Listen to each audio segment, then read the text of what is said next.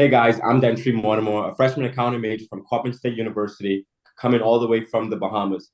Today, I'll be one of your hosts for the first episode of the Matchpoint podcast. And today, I'm joined here with my counterparts, Michael Major Jr. and Kendrick Lash. What's up, guys? My name is Michael Major Jr. I'm a sophomore sports medicine major from Nassau, Bahamas, and I've been playing tennis for about 15 to 16 years now. And I've known DJ throughout that whole time. And these are two of my teammates, and I'm also a member of the Bahamas Davis Cup team. And Kendrick is currently my doubles partner, so I'll let him introduce himself. Hi guys, my name is Kendrick Lash. I'm a sports medicine major from Winston-Salem, North Carolina, and I'm also a sophomore. I've been playing tennis for about 6 to 8 years now. It's been like a really good journey. Meet a lot of good people. This man right here, this man right here, everyone around, and yeah. And then So, y'all, my name is Sean Metroyan. I am a sophomore sports management major from Queens, New York. I am also on the Howard's men's tennis team, and college journey has been significant, meeting amazing people. Also, DJ from Coppin State. It's good to have you here. Okay. And here we have our first special guest, up and coming, rising content creator. We have Noah Christian Dion. Just tell us a bit about yourself, Noah. What's up? Yeah, I'm from Houston, Texas. I'm a sophomore here at TCU, and my goal is to play on Division 1 level and hopefully on the pro level, hopefully soon. So, yeah, I've been starting my journey, and it's been taking off recently. So it's been great, and glad to meet people like Dintry or Michael, and glad to be here. That's yeah, okay. So my first question, very like basic question, I would say like, how long have you actually been playing tennis? Yeah, I mean, I started with like a summer camp my mom put me in, and when I was younger, like those reading ones where Yeah, they'll get you like a book, like read this book and play tennis for like 30 minutes an hour summer camp, and you call it a day. And I did that for like 2 years, and then my cousin started playing in the summer camp in Ohio, where my mom's from, and he started a year before me. And so in the summers, I'll come up there, and we'll just play. And or technically, I never played him because he never wanted to play me. And so it wasn't until like probably when I was like 10 or 11 or like 12, probably when I was like 13 years old. That's when he eventually played me, but that's kind of my motivation to get better. And so I started playing year round around the age of 13, going to like our eighth grade, 12 to 13 years old. That's when I started to play year round as much as possible, but it's just in like camps. And yeah, so I started taking it seriously around freshman, sophomore year of high school. So it's pretty late. okay. So I actually realized that like you've almost actually been doing like the road to D1 for like a year because I think it was like around February 28th where you posted Yeah. the first video starting the journey. And like your journey is kind of like a bit different from ours because you were starting your journey to division, like when you started to document the journey, you were already a college student, you know? Like just tell us a bit about that, like already being a college student, already being at a big school in the Division 1 environment. So like you would be seeing these guys around campus, I would think, you know? Yeah, it's definitely tough starting so late. That's probably one thing that, or I didn't start late, but I started late a lot later than most, and I wasn't able to take it seriously because like finances are just overall like transportation, lack of transportation. And so I didn't start posting until February 28th. And so it'll be a year anniversary in like 6 days. So it's pretty cool. clap that up, clap that up, clap that Yeah, up, that's good, clap bro. that Major up. accomplishment here. Clap that up. Yeah, it's a pretty cool experience so far. But yeah, I mean, being in the environment of like, even though I'm not on the team, definitely I mean, can see all the games and see the high level they're playing at. It's like people who can play on the challenger level, and Jake Friendly, who's now top 100. Like these are people that I know. So it's kind of crazy being in that environment, but I mean, it gets me more hungry because I know that what they're at and how far I am away from that. And then obviously, there's a lot of things I need to improve on, but it doesn't make me feel as far when I can like I've hit with some of the guys on the team or met them in person. They're all chill, you know. So it's like you see it, but it kind of inspires you, kind of pushes you want to be better, you know. Yeah. I feel like we could agree with that a lot. MJ, especially you, like, like you played with Milos, like Taylor Townsend, like you met a lot of good guys. Kendrick, you as well, like you played with guys from like Winston-Salem, the guys that go to like Wake Forest now. Like one of the top Division 1 programs. Mitch play with Eubanks. Like, Yeah, like so. Yeah, you guys growing up, like I'm sure all of us have played some tough competition. Like even myself, I played a guy that lost like junior Wimbledon finals. yeah. So I think it is a bit of motivation when you get to be in like the same environment as those guys, just to see like where your level's really at, you know? Yeah, but so how do you stay like motivated? Like, because I feel like it's a lot. Like you have to post videos, you have to film, you also have to actually work out and actually better yourself, and also like with the classroom. School, yeah. So how do you keep all of that? Like, how do you keep that Balance, you know? balance like at the forefront? Because I know it's hard. Because I'm guessing you edit your own videos, right? Yeah. Yeah. Yeah. I know that's a lot of work. I know. Yeah, later, like right after this call, I gotta do my daily Yeah. journey video. So I'm gonna grind that out, try to get that done in like 40 minutes or something. But yeah, it's definitely tough balancing y'all. Like especially I mean a full-time student taking like 15 credit hours and then playing tennis. I want to play twice a day sometimes, but especially with this weather, it's like 20 degrees outside, so it's not really the best. But just in general, I mean, I just have to be on top of it as much as possible. Making sure I'm getting my work done, making sure that I'm editing my videos. I mean, sometimes I'm off track. Sometimes I really just don't feel like it. Either out there like a long match, a tournament, or whatever it might be. And the next day I'm just so gassed, you know, and just be on top of that. But like, the motivation just stems from just, I mean, I'm a big person of faith, and I know that the Lord has called me in this direction. So it's not always just trying to do it for myself, but do it for what I feel like the Lord's calling me to, not only for me to get to that level and to glorify Him, but to help inspire and motivate other people too that are going a similar journey, that want to achieve something that people can deem as impossible, you know? So that's kind of like a motivating factor. And just, I mean, at a certain point, you lose motivation, and it's just a lot of it discipline, because motivation is waning, but discipline is the thing that keeps you going even on those tough days. So. I mean, it was something you said, like, for people who are on the same journey as you, like being an inspiration.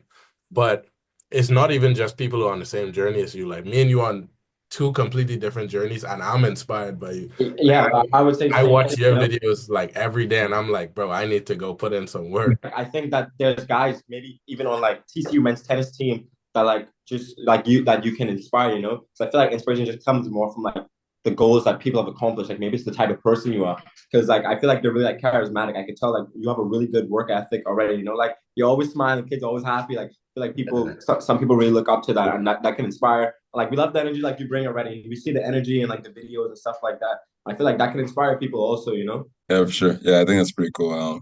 Yeah, I Yeah. mean, like you said, like it doesn't matter. Like you might be in a different journey. People might be inspired by it. Like there's been like 40, 50-year-old men that came up to me. There's been like little kids like who are like 12 and stuff like that. Or there's even college players and stuff that say the same thing. I'm like, bro, I'm like, you're a lot farther in your journey than me. But they like say the same thing. So I was like, that's pretty cool. I mean, of course, like it's not like it's weird because I mean, of course, like I only started this journey like a year ago, but it's definitely progressing a lot. So I think it's really cool. How is it meeting like guys you might look up to, like some of the top American players? Like I seen you went to the Dallas Open, you get to meet Tiafoe, Tommy Paul, Taylor Fritz, like Cam Norrie, that guy like he went to TCU if I am correct. Like, you know, like how is it meeting those guys and just seeing them in person, getting to interview them? I mean, they're all down to earth. They're all like chill. Like y'all, like they're just really chill. I mean, for the Dallas Open, that was a cool opportunity because I just reached out asking if I can come as a content creator and get some filming in, and they said sure. So they gave me some like VIP access tickets and a few stuff like that. But they didn't give me media passes because I asked a little bit late, and so I was just there on like the floor grounds like any other fan, and I just had to really just insert myself and just Yeah. ask like, hey. Can I get a picture? And someone will say yes. And then I had to ask like instantly, like, yo, can I, do you mind? This is what I do. This what I post about. I was wondering, can I get a quick 30-second interview with you real quick? 9 out of 10 of them say yes. I mean, like Makic, Mekic said, nah. He's like, but I got Nah. Wait, Thomas Makat? Thomas Mekic. He's Nah, like, nah. No, we got to blacklist him. We got to blacklist. We're gonna have to blacklist him. We're gonna have to blacklist him. Now, you know what's so crazy? Most of the pros are actually really down to earth. Like Yeah. I think MJ, like over the Christmas break, I think Taylor Townsend, one of the most notable ones that like we've met so far, like really down to earth. Also Francis, everybody loves Francis. Yeah. I've seen him down here at JTCC, like my first like 2 weeks of being in school, like and being in Maryland. Like I saw the guy, really cool, really down to earth. Also met Paul Spasil, really down to earth. Like I think you'll be surprised by how much like the pro tennis players really are just like normal guys, just like us. Like they like to do the same things we like to do, you know. Bro, Yeah, I'm still 100%. on my catch. Like he's black right now. Like, there's no way he Yeah, said bro. no. You're Like, not 30 about to tell seconds. the mans no and no. Like what? Crazy. What you know? Yeah, I was like, do you mind get a quick interview? He's like, I gotta go. Did he lose? Did he lose or something? Like, I think he won his first round. No. This like this was before the first round. He wasn't going for it. oh, He win? wasn't going Oh, for it. win is crazy. He just didn't win it. But then I asked like Marcus Garone, and that's when he was about to pull out. The Dallas Open, he was going to get his like PT, like physical, because he had like a neck injury, he pulled out first round. But he was going to the PT room. I was like, Marcus Garone. I was like, yo, can I get an interview real quick? He's like, I gotta go. I was like, okay. I was like, he said one question. I was like, okay, we can do a walk and talk. So I asked my cameraman, I was like, yo, get to the front, get to the front. And I was just like, I just had a thing on the spot. I was like, oh snap, what should I ask? What should I ask? And so I was like, I just asked the questions, and then he kind of enjoyed it. He stopped at the end of his game and gave me like a full answer. So it was pretty cool. But yeah, so I mean, that type of stuff. But like even Francis, like I tried to ask Francis, and the first time he kind of waved me off because he was going somewhere. Yeah. I was like, dang. I was like, okay, I missed the opportunity. I was like, okay, Francis. And then the second time, I was just in like the sideline club, the tickets that they gave me, and he just walks in with John Isner out of nowhere, and I thought I was not gonna get the interview because I wanted the interview like all day. He just walks in out of nowhere. I was like, bro, let's chill, chill. And then I asked my cameraman, I was like, okay, and like John Isner was like, he can ask like two questions in like a group setting, that's it. And I was like, dang. I was like, no interview. And so people ask the questions, didn't get asked mine. And then he's like, okay, y'all can do like a few pictures. And so I let everybody go. I was trying, it's like, okay, I need the interview. And so I let everybody go get their pictures, and I waited to like the last, and they're about to walk off. And then I looked at the security guard, Kenny, and I gave him eye contact. I was like, yeah, I like the little head nod. He's like, I got you, I got you. I was like, "Bet." And so yeah, they're walking off, and then he's like, yo, the guy right there. So he turned around, Francis turned around, and he's like, I got you. So I dapped him up. I got a picture real quick, and I was like, yo, can I ask you a real quick question? He's like, sure. And then I just had the camera ready, and he gave a good interview. And he like reposted a story too, so in comment. So it's pretty cool, just stuff like that. Yeah, young hustler right here. The man gets to the interviews, anything He for the gets it interview. done. Like with everything that's going on, like with your life and stuff in school, do you still like try to play like tournaments and stuff like that? I know it's like challenging, especially like with school and like managing everything. Yeah, for sure. I mean, I have a tournament this weekend and a tournament next weekend. And then I just had a tournament, not this past weekend, the weekend before, and then I had a tournament the weekend before that. So I've been playing a lot, really just trying to get my ranking up because it's pretty low, and I'm looking to like potentially transfer for a place that I can play at. Because I mean, I have a good opportunity already at TCU, but I'm really trying to take my level up. But yeah, I mean, tough is like content, like really trying to be a content creator and like post as much as possible and get as much good content. Whether be getting like collabs with Winners Tennis Only or Courtside with Isaac, like these are good collabs, but it takes time. You have to drive far, and it's like, and it kind of distracts me when I'm in this situation to play against high level people. I want to get good content, but I also want to hit well. And it kind of distracts me. Like when I'm focusing on content, I don't get the focus on my tennis as much as possible. And then when I start playing matches, I see my mind drifting away from being really in the present moment and kind of just really trying to think of so many things at once, and it's tough. But I'm just trying to balance everything out right now. But yeah, I know how that is. I think when the camera's on you, just naturally people go for clips. Like 100%. if I get Bob and the camera on me, I'm going for a tweener winner. Like no matter what, going for it. Bro's clip farming. Bro's clip farming. Is it just me? Is it just Hey, this guy, Jordan Poole, don't let the husband be around too, Nah, but I definitely get, you always want to show out. Everybody wants the clips, you know what I'm saying? But I think we spoke about you transferring and like you being able to like play Division 1 at like a certain level before. And like, we had a genuine conversation about it. I think I told you like, yeah, there's definitely some Division 1 schools that would grab you, even with like the lower UTR. Like even in our conference, like, like my UTR isn't insanely high by any means, but I would say like I just stood out, like I'm a good competitor, and I just found somewhere where I knew like I would fit in kind of, And also work ethic, like yeah, yeah. I think like you have the presence and you have like the videos where they could watch and they could actually see like the work that you put in every single day.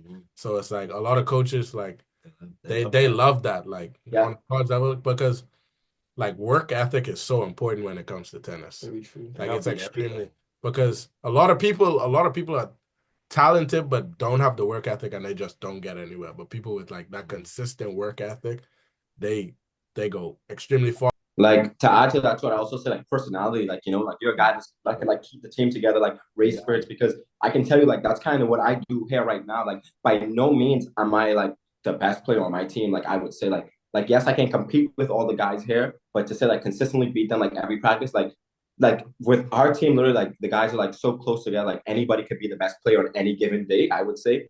But like, if you're gonna ask like who's the guy, like like who's gonna like cheer for the team, who's the loudest, who brings like the energy to the practices, like I can confidently say like I promise you, like most of them are gonna say me, and like I accept that role. Like my role is to like uplift everybody, like keep the energy going, Like some dude's goal is gonna be, hey, like let's win matches, blah blah, do this, do that. My goal is to just make sure everybody's pushing, everybody's giving their best, and to just like motivate the team, keep the spirits up. And like that's the thing, like that's what it's like being a part of a college tennis team. Like it's not an individual thing, because one bad apple could literally run the whole tree with this college tennis thing. If one guy doesn't want to be there, he could ruin the experience for everyone. I promise you, like so easily. Yeah, very true. That's extremely important. But college tennis, bro, energy and making sure everybody's together is so important.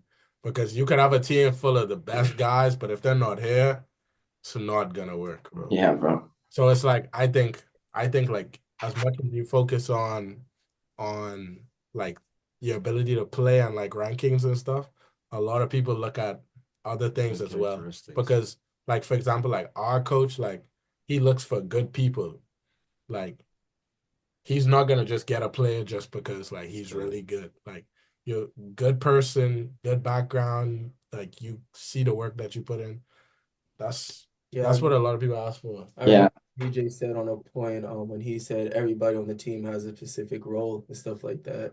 When everybody has a specific role to that aspect, everybody grows, and it really helps when everybody has the same mindset, the same goals that they want to accomplish. Like I can 100% say that the three of us here and also DJ, we have goals of playing tennis on a high level and stuff. So, when everybody has the same goals and stuff, anything's achievable. It helps a lot easier, really.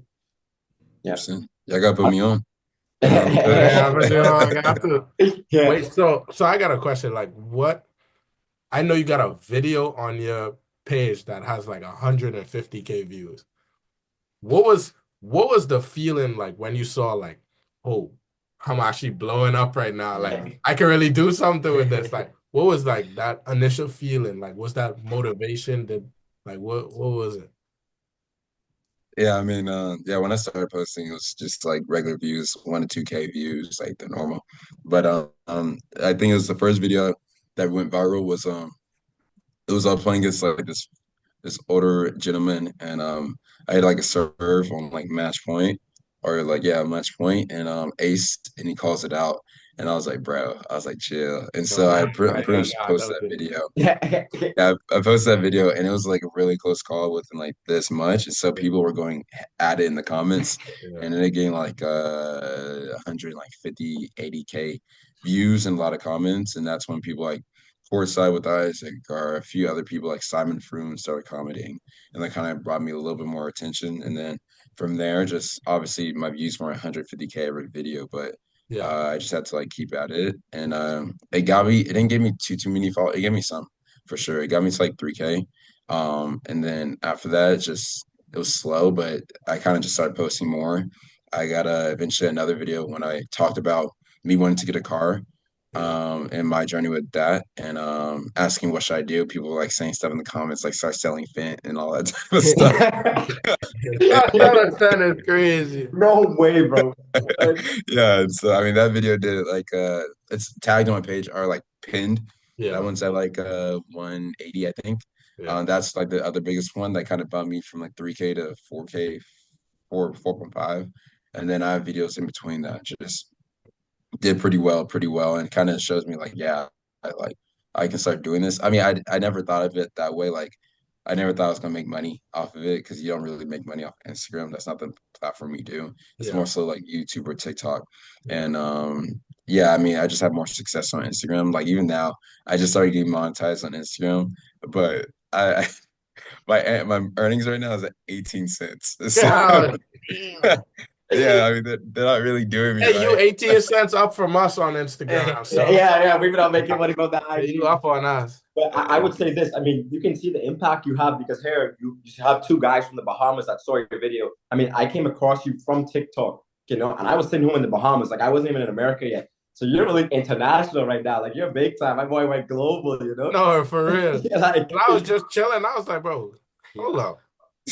I I, was like, bro, there's something to watch every day. yeah, Like, like, I like.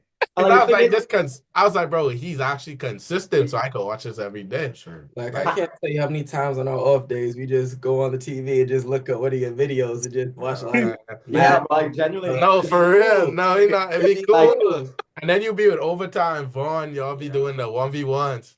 That'd be Yeah. cool also. Like, I think just like a guy in a mask and stuff. Yeah, ski man. Hey, I'm definitely popping out with a ski mask. I'm popping out, bro. No, I'm do like an undercover. Like I'm full of undercover. You should. Nobody better know that. Undercover 11 UTR, on some park or something, bro. You should, right.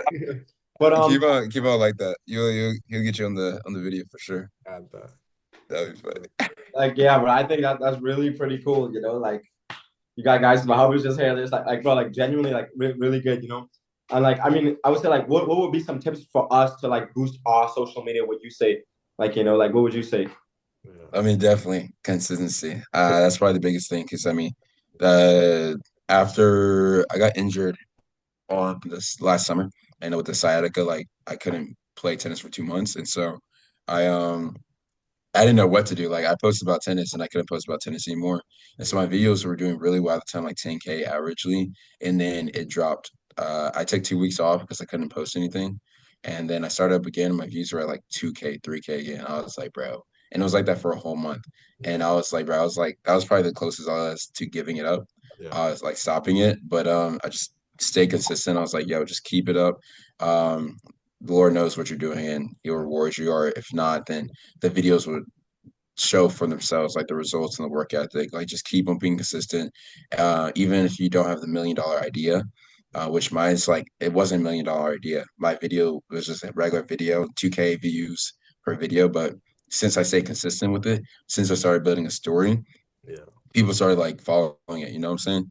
But unless you have $1 million idea. But the thing is, if you want people to if you want followers to stay, you got to want them to follow you for you, not for what you do. Because if for what you do, the moment what you stop doing that thing, they stop following you. Like baseline conversations, bro can post literally a picture as a video and just have like words, which he does, and that thing gets like 50,000 views because they like him as a person, not really for what he does. He's not the greatest tennis player, but he's really personable, But if you get like I don't know, if you get like I don't want their shade, but if you get like just regular, right? Oh yeah, nah, what you about to say? No. He got ops in the content. You got ops in the content.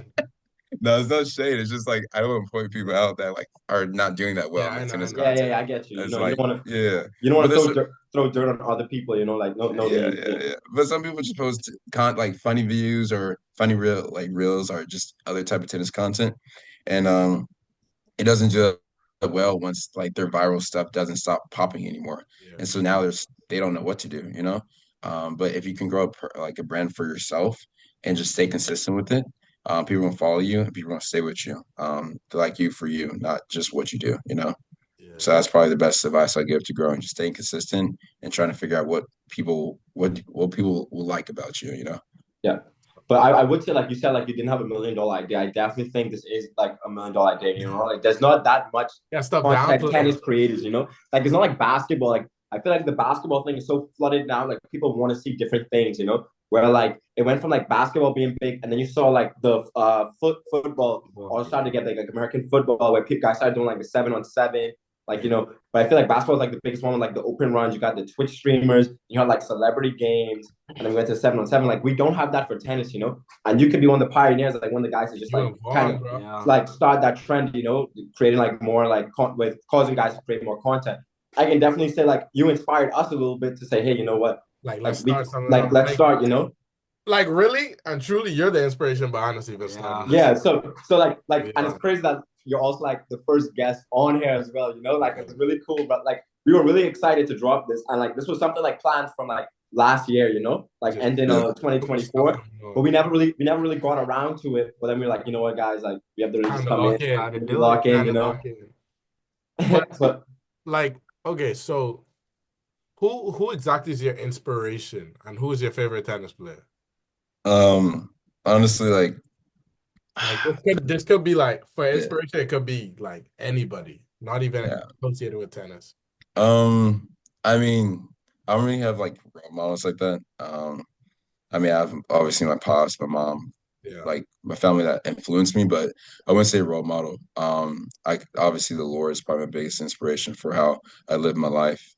He's definitely the biggest factor of what I do on the daily, how I want to treat others, and how I want to represent myself. And just like reading His Word is probably huge for just figuring out what you want to do for your life. But I would say, I mean, just the content aspect, probably like I watched a lot of like Felix, like Tennis Brothers, a while ago, like him doing like the journey or the road to like top 1,000 ATP.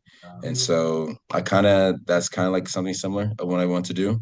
But I kind of started mine as a journey to D1 for like the first 70 days, 60 days. And then I kind of branched into road to D1 because it just flowed a little bit better. And then, so I mean, that's kind of the biggest inspiration of how I wanted to start it. But I kind of wanted to do my own thing, you know, just kind of document the daily process. But there's like another guy that does like road to D1 stuff on like basketball. But I mean, he has a different goal. He's in a different age, and he also, I mean, he has different like a different passion, different inspiration. Mine's from the Lord. His, I mean, could be, but he doesn't promote it like that, you know. So I actually like that too. You know, as a fellow Christian, you know, I also take into the readings, go to church, you know, all that good stuff. So I really like that as well. What would you say is your favorite Bible verse? Right now, I'll say probably Romans 8:11. It's that from the same Spirit that raised Jesus Christ up from the dead, dwells within us and gives life to our mortal bodies. So that's probably my favorite one for healing, just in general. You know what's crazy? I got the Romans 8. You have the top two. The Romans 8:18 verse, you know, like, you know, the pain you're feeling now is nothing to the joy. It cannot compare to the joy you'll feel, you know. Because like, bro, like when I'm playing match, like genuinely, like look down at my hand, and I'm like, yeah, let's go, like, you know, like, or like when we're like working out, I'm like, okay, like let's push through it. It's just like always like a constant reminder. I know like most Christians like don't really like the tattoos or whatever due to like the verse in like the Old Testament. But I feel like it was because like the tattoos they were getting, you know, like mine glorifies God. Like it says like, you know, I feel like when I got my tattoos, it was a way of me worshiping God with my body, you know.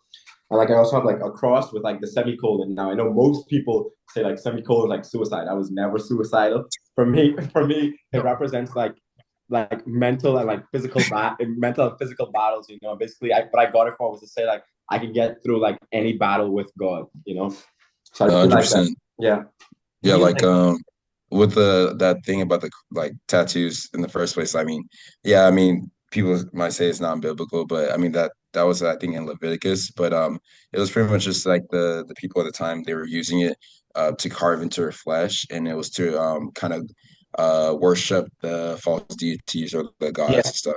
So when he said that to like not like the tattoo stuff, it's not in that type of context with like getting regular tattoos. It's just for literally worshiping the devil and as a tribute to the false deity. So when people say tattoos is not Christian, like I mean, if you get bad tattoo, of course it's not. Or if you get it for like the wrong reason, yes. But, you just gotta be smart about what you do, and it's not really. It's not a sin. You can Yeah. ask most Yeah. pastors, and they'll probably give you the same answer. Hey, controversial statement, hey, but hey, but I would just like to know, like, who would you say is your player comparison, I mean, when I grew up or growing up, I watched recently for the past like 4 years. I watched a lot of Carlos, of course, Okay. and since one of my biggest attributes are my attributes that I feel like it's going to help me a lot in tennis is my speed.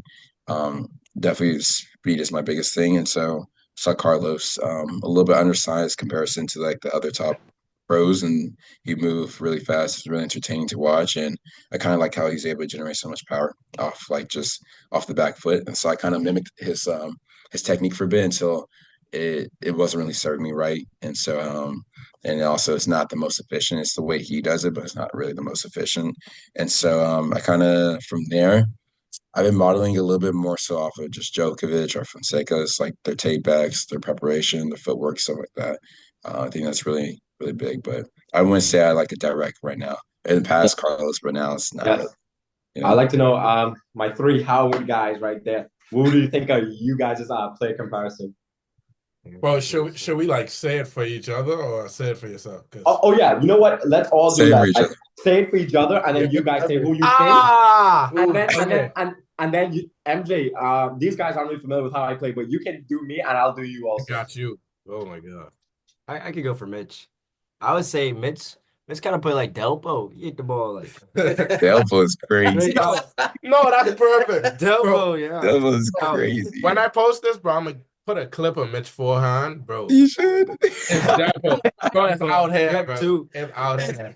Yeah. Like, bro, that prep, bro, you hit Mitch like a slow ball, middle of the court, bro. I'm cracking. When you see him set up to hit that, bro, I be backing him. I be scared. Hey, bro, no way you be scared. And you know we defensive goats, Oh, that ball booming in the corner, bro. You gotta be ready to run. All right, what's K's player comparison? Bro, I don't know. Okay. K is like his athleticism alone reminds me of Shelton a lot. Yeah. K like Ben and Kyrgios. Yeah. If they had like in terms of like he just play raw. An attitude. Attitude with Kyrgios. 100%. Yeah. The attitude is crazy.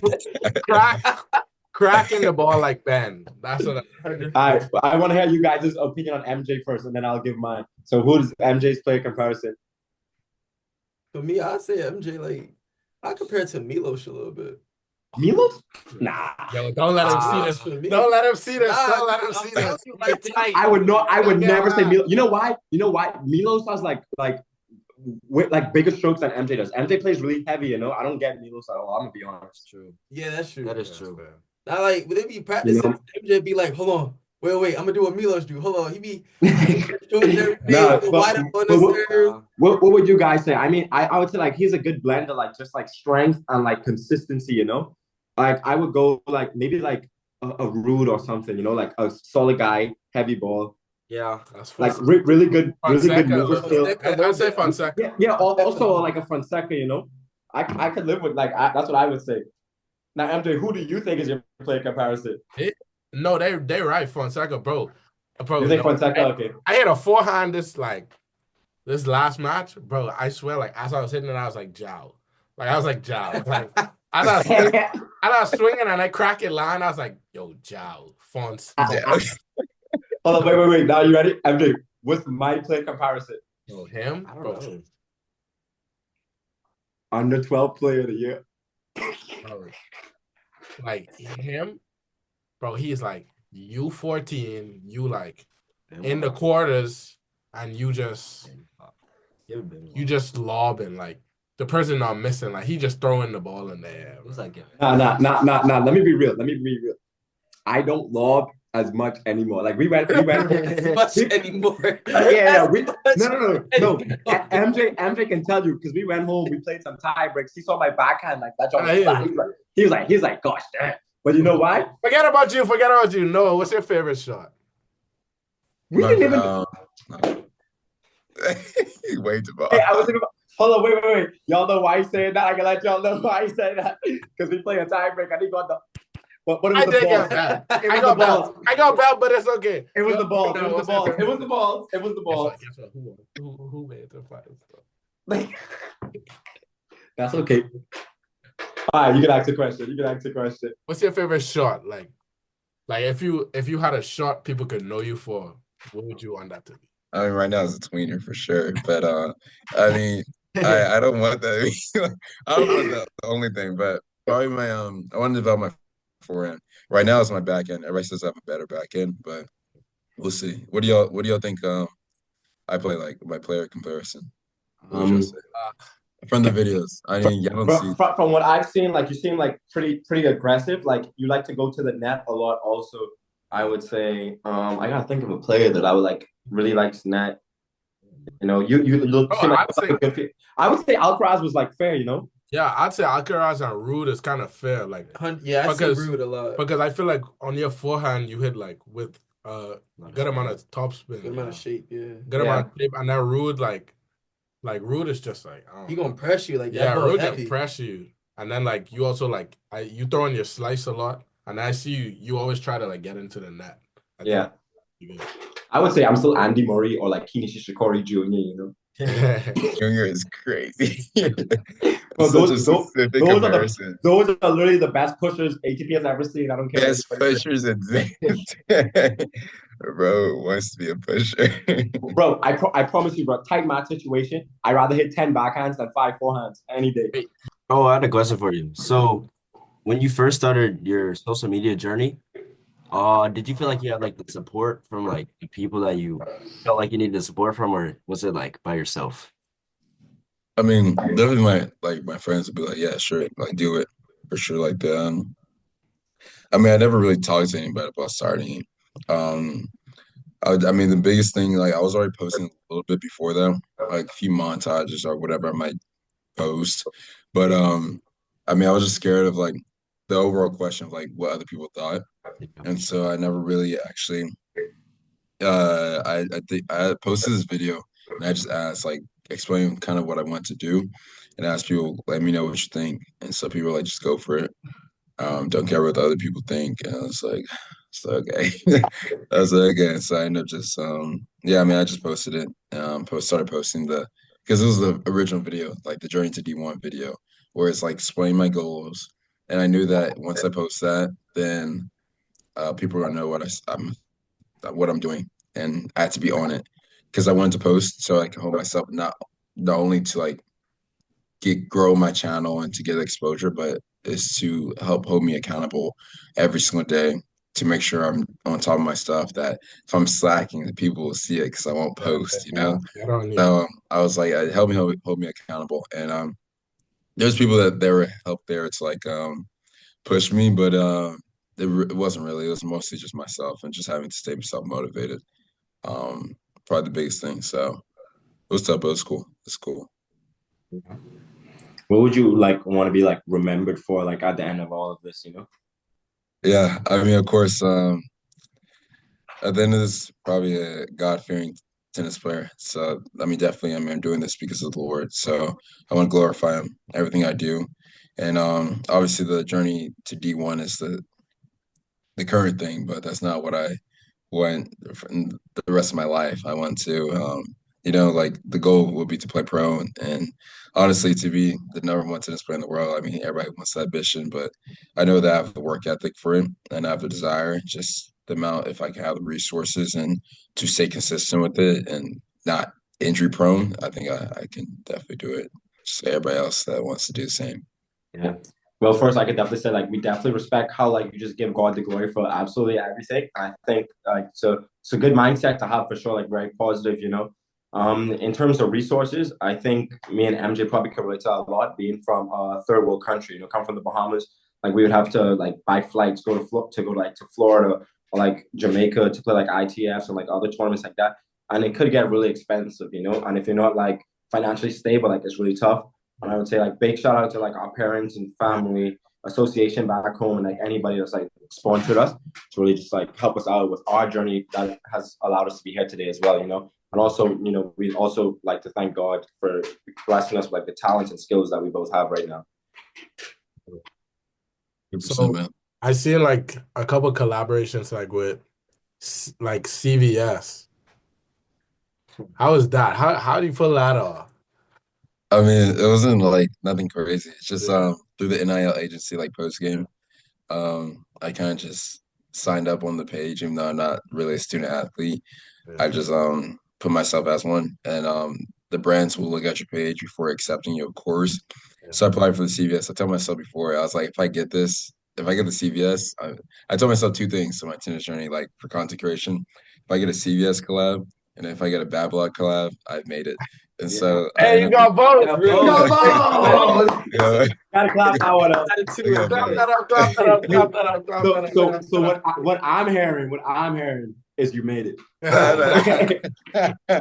I'm making it. It happened a lot quicker than I thought it was. Yeah, Yeah, bro. The I CVS, know. yeah, I, just I what? think I think it's real crazy how like your goals are literally way closer than like they may seem. You know, Yeah, like as a kid, like it probably like seems so far fetched to say, hey, like I'll be working with Babylon one day. You know, and like now look at where you are. You know, like a lot to be grateful for. You know, and it happened like such a short period of time within a year. You know, like 100%. congrats, like congratulations, like it's really big. congratulations. Really proud, really happy for you.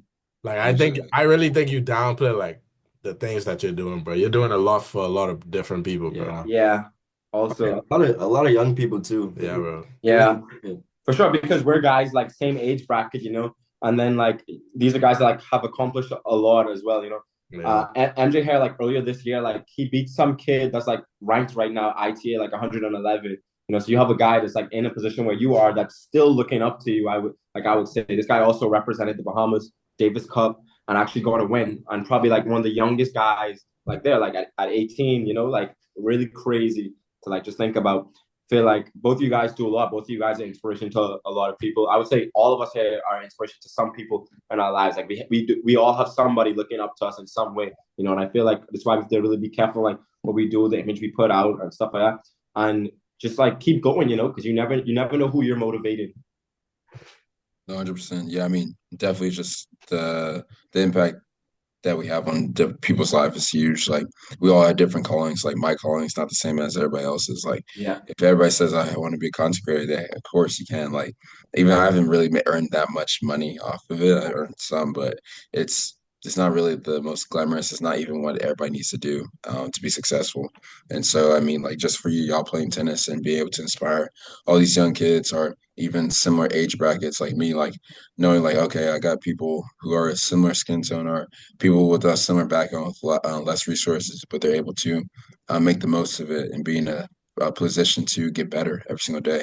I mean, that's huge. And so being like group of guys like this is dope. So it's like it shows that it's definitely possible if I can just keep on doing what I'm doing, and hopefully that the Lord will give me an opportunity that I need to take it to the next level. But I mean, everybody can be an inspiration in just their field, and y'all are doing the same way, just as I am. So it's pretty cool. yeah, bro. yeah. And it shows like we got five guys, five black men and guys Young men, you know. who play tennis, like, and to come together, like, to even do something like this at a very young age. Like, all of us are still Yeah. pretty young, so I think this, like, is kind of inspirational, should be inspirational to a lot of people, you know? Yeah. I know for like maybe like the past like 30, 40 minutes, we've really been interrogating you. We just like to know like, do you have any questions that you Yeah. want us to answer? Yeah.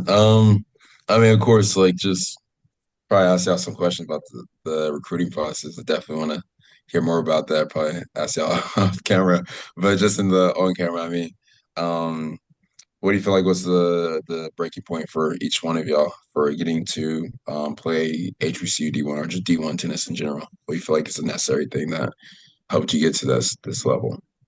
We'll start off with you. I would say, in all honesty, I feel like it starts with you as a person. You really want to look at yourself. Do you think you can fit on this team Yeah.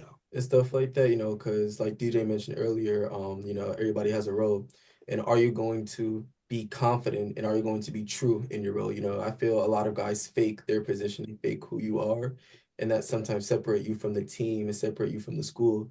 If you can envision yourself at that school without tennis, in that aspect, I feel like that's the main fit for you because if you can envision yourself at that school without the tennis, imagine yourself on the team with people that have the same goals. That's just lights out for real.